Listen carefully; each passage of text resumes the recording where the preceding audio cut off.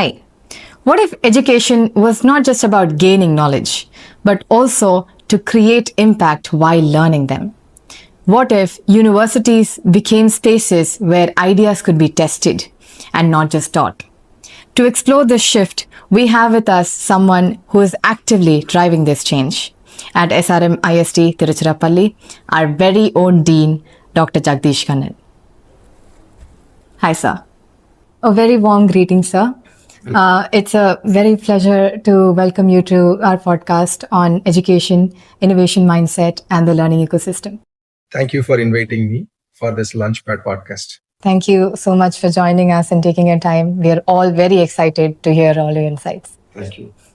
So, to begin with, in today's rapidly evolving startup ecosystem, there is a growing emphasis on learning by doing or experimentation rather than just studying concepts.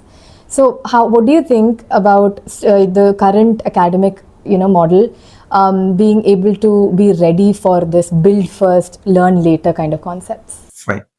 So, traditional academia is nowadays evolving, though it is not fully there yet. But the classic model emphasizes theory first learning over here in all the universities. While startup culture values about the experimentation to be done by the student friends in terms of rapid prototyping and learning through the actions, what they do. So many universities now recognize that innovation happens when students apply the knowledge and not just observe it. So this is the mantra the universities have to follow to initiate this startup launchpad in their campuses. So when we talk about finding a balance, the students finding a balance, how can the university help balance the academic structure as well as giving the students the freedom to explore and experiment on innovative ideas? Yeah, at SRM IST Tiruchirappalli, students can balance both by converting the project work into credit-based innovation projects. And of course, using semester breaks, we can go for an FTRI, which is fast track research initiatives.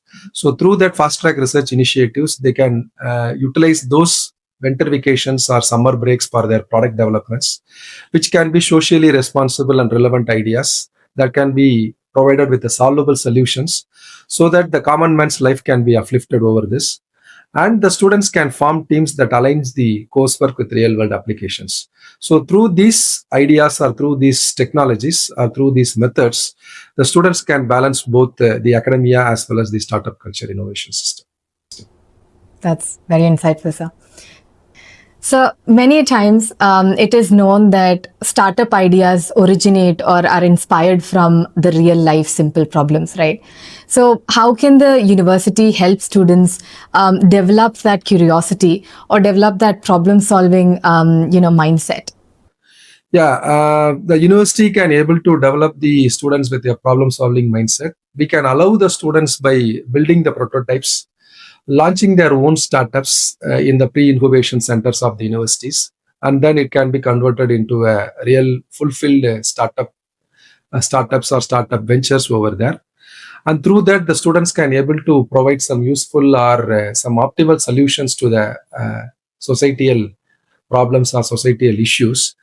And those solutions can be filed in terms of patents, either utility patents or in terms of design patents. And they can able to create an impactful products which can able to demonstrate their applied learning concepts, their creativity, as well as the problem solving concepts, which they studied from core academics as part of their curriculum of this 4 years of study or 4 years of outcomes. So academic credits for innovation encourages to students to take these initiatives, and they can able to also come out with flying colors.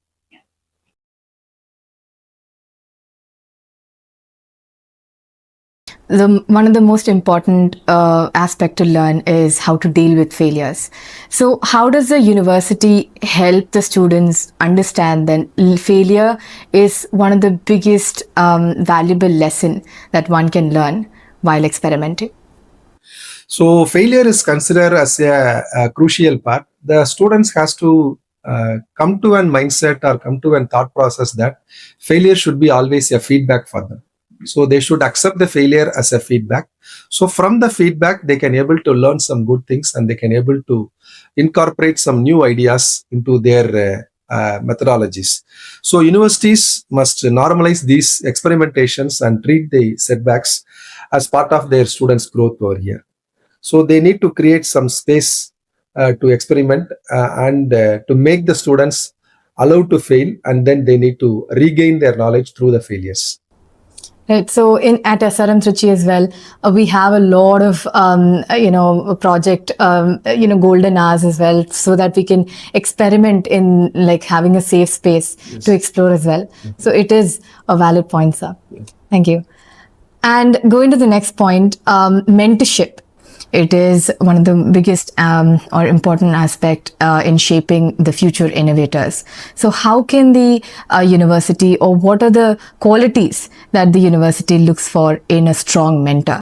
Yeah, the mentors has to handhold the student friends during their failures, during their initiation stage, and during their development stage also. So mentors will also help us to refine their ideas, their objectives of the product or the process they are trying to provide it to the societal issues, and then they try to teach the students or the startup ventures how to avoid some mistakes, initial approaches, in the initial assumptions they may go for wrong assumptions and something that. So those wrong assumptions can lead to major mistakes or big mistakes. Right. So those things can be avoided. So that can be done with the support of mentors. And apart from that, they can also try to provide some connect to the student ventures, so that the students can able to pick out the right opportunities, and then they can able to grow up their startups in a better stage. So these are all the qualities of the mentor or the role of mentorship over here at SRMIST Trishapal. And going to the next part. So in this digital era, one of the most overwhelming concepts for students is what digital tools or resources to choose for them to build in their projects, because they have access to a lot of digital resources and technologies, but they might not be able to use those tools efficiently. So what do you think is your opinion on how to see these tools as one of the opportunities to build your projects successfully? Yeah, the students must be able to identify what was the problem statement they are trying to address. So based on the chosen problem statement, they need to first identify the availability of digital resources or digital tools which can able to support their solution space in an optimal way. So from the available digital spaces or from the available digital tools, the students has to identify the potential digital tool which can able to cater their needs, so that they can able to start up their support their ideas, or they can able to provide some fruitful results or fruitful solutions over there. So through these opportunities and with the support of strong mentorship, the students can able to come forward, and they can able to overcome these difficulties over here. Thank you. So at SRM Trichy, is there any kind of foundational courses or any startup support that you could give to any innovators who are building initially, so that they can have a support or idea about how to look forward or expect what to expect in the startup world? So is there something like SIH or any kind of hackathon industry related? Any opinion about that? Yeah, we do organize internal hackathons before the SIH, before the SIH. And apart from that, we also organize some industry open hackathons where we receive problem statements from the industries. Yeah. And industries will provide an use cases, and based on the industrial use cases, it will be grouped or categorized into various domains. So these based on the domain, students will register for those things. And the industry sometimes will come forward with 24 hours hackathons or 36 hours or 48 hours. So recently also we have joined hands with the TN Startup and the CA Confederation of Indian Industries. And we have approximately 10,000 plus students have been participated in that particular event. Roughly 3,704 teams have been participated in this hackathon, and we have produced some useful solutions over there. So we have also providing mentorship from various industry leaders or the angel investors or venture capitalists, so that the students can pick up those support, and they can able to do their startups, or they can able to initiate their ventures in a effective and efficient mode. That's great to hear, sir. That's all for today. We've heard all the insightful answers from you, and I'm pretty sure all of our friends, all of the innovators who are striving to start a startup have got a pretty good idea on how to start with it.